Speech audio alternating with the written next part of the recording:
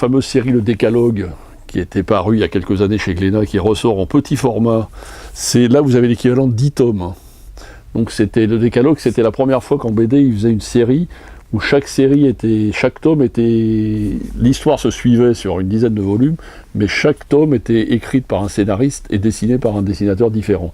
Ce qui fait qu'en l'espace de 2-3 ans, ils avaient pu faire 10 tomes, et ça donne Il y a un lien, parce que dès le départ, c'était prévu en 10 volumes, il y a un directeur de collection qui chapeaute un peu l'histoire générale, mais l'originalité, c'était que là, on tombe un peu dans l'ésotérico-policier, mais très bien fait.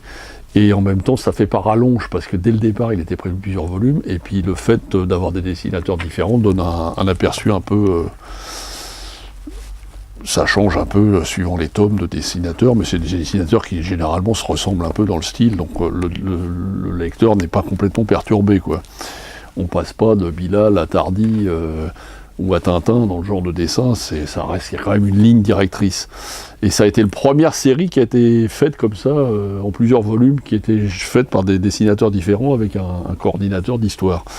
Et c'est très belle facture, c'est très beau.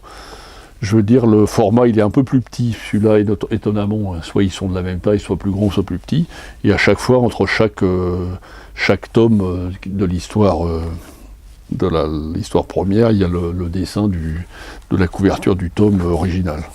Ça s'appelle Le Décalogue chez Glénat.